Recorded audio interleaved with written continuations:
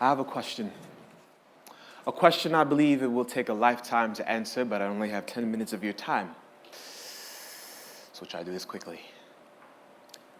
What does it all mean? Funny little thing, words. Julia Roberts says that a word is an architecture of an idea. And when I think of architecture, I think of blueprints. When I think of blueprints, I think of drawings of things that have not yet come to pass. When I think about architecture, I think of the Tower of Pisa. I think of the Great Wall, and I think about the pyramids of Giza. And I question, what if we chose our words and chose to live our lives with such determined craftsmanship? What does it all mean? If we put the word mean in a familiar framework, we can get evil, spiteful, stepsister, mom, maybe. Or we can get something like, what is it defined as in what does this mean? But what if we put the word mean in a still familiar framework, in an unfamiliar frame? Average. What if all we're asking when we say, what does this mean? We're simply asking, what does it average? On average, what idea, what emotion, what is invoked with the use of a word? Question, when we think about search, what's most likely going to come to mind now? Google, yeah, right? Or friend, we think about Facebook, maybe. I mean, there was a time when if you couldn't be friends anymore, it would involve sitting down in a restaurant or at the park where you say, we can't be friends anymore. Now, you look on your timeline, oh God, I don't know. Click delete, we can't be friends anymore. By sheer mathematical probability, the meaning or the average for this word has changed. Well, who cares? What does that mean for us? What does that do for life? It invites compassion.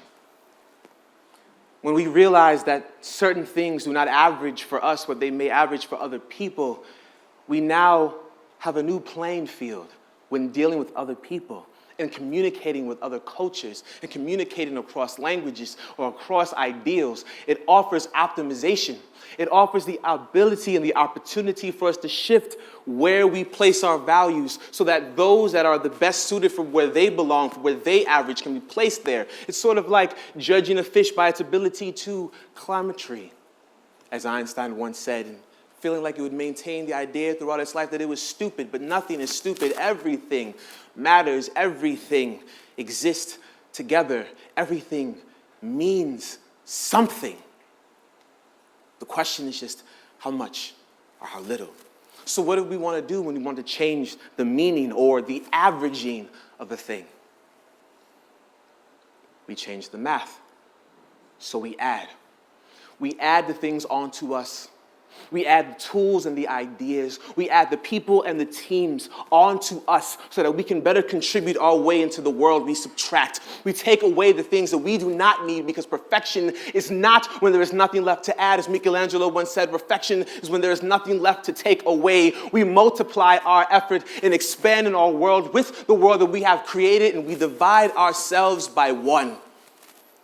We divide ourselves by our own resolve to stand and be brilliant and contribute. And we remember, even still, that everything, I thought math would have nothing to do with the meaning of life. It has everything to do with the meaning of life. We are all existing within binary code, but sometimes we are so focused on being the one that we forget about the zero, the everything and the nothing. Sometimes we just need the zero to zero out, to find silence, to find quiet. Sometimes we just need to remember the circle and the power that it has. We can change the math. We can go on sine and cosine for it because we are the authority of our own life. Because in the word authority is the word author. We write our own life. We write the script and direct the movie. We can go on all sorts of tangents, approach it from this angle, that angle, side angles, triangles we have never tried before because we have that right to put forth our best contribution.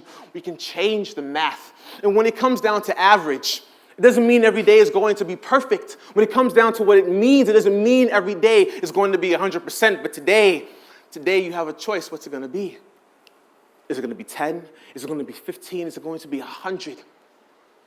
Because day one will always be insurmountably overshadowed mathematically by all the days that have passed, especially if we failed before. If we failed a month ago, a year ago, those 365 days versus that day one, oh yes, those days shadow and loom over day one.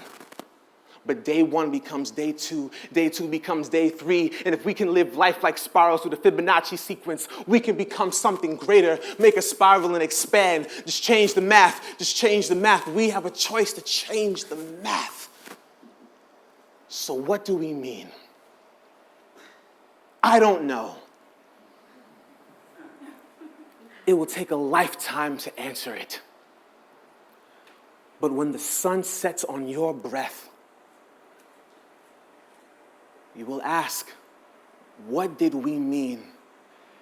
And we may not have reached our greatest height or our greatest depth every day. We may not have always been right or done our best every day, but for the most part, most of the time, we did our best to add just a little more, to be just a little more, to be the architecture of this idea, to be the Tower of Pisa in here, to be the Pyramid of Giza in here, to be the Great Wall in here, just to do a little more.